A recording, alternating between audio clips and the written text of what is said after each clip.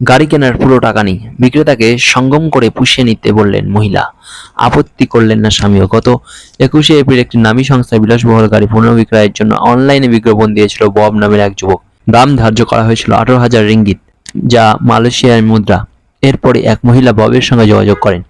একটা ব্যবহৃত বিলাসবহুল গাড়ি পূর্ণ বিক্রয়ের জন্য অনলাইনে বিজ্ঞাপন দিয়েছিল। পুরানো গাড়ি নিয়ে ব্যবসা করা মালয়েশিয়ার এক যুবক। কেনার প্রস্তাব এলো এক মহিলার কাছ থেকে, কিন্তু প্রস্তাব শুনে হতবাক হয়ে গেলেন ববের ওই গাড়ি ব্যবসায়ী। গাড়ি কেনার জন্য কি প্রস্তাব হয়েছিল ওই মহিলার তরফ থেকে?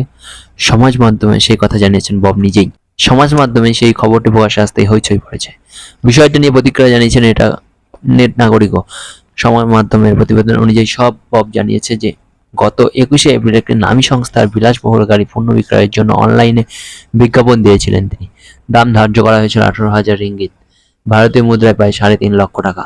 এরপর এক মহিলা ববের জন্য যোগাযোগ করেন ববের সঙ্গে, জানান গাড়িটি কিনতে ইচ্ছুক তিনি, কিন্তু তার কাছে পুরো টাকা নেই। 11,000 রিঙ্গিত রয়েছে, তিনি দিতে পারবেন, যা ভারতীয় মুদ্রায় 2 লক্ষেরও কিছু বেশি টাকা। বাকি 7,000 রিঙ্গিত এর বদলে বব চাইলে তার সঙ্গে সঙ্গম করতে পারেন। ববের দাবি, মহিলার ওই প্রস্তাব শুনে চমকে যান তিনি। সাফ জানিয়ে দেন তিনি এই প্রস্তাবে রাজি নন। তখন নাকি ওই মহিলা নাছোড়বান্দা হয়ে পড়ে। তিনি একাধিকবার ফোন করে ববকে জানান তার স্বামী ওই চুক্তি সম্পর্কে জানেন এবং এতে কোনো আপত্তি নেই, তবে তা সত্ত্বেও রাজি হননি বব। এরপরে তিনি অভিজ্ঞতার কথা সমাজ মাধ্যমে ভাগ করে নিয়েছেন।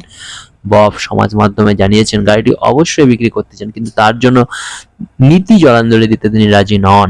তার কথায় টাকার বিনিময়ে মহিলাদের সম্ভ্রম কেনা যায় না। ববের পোস্ট নিয়ে সমাজ মাধ্যমে হইচই পড়েছে।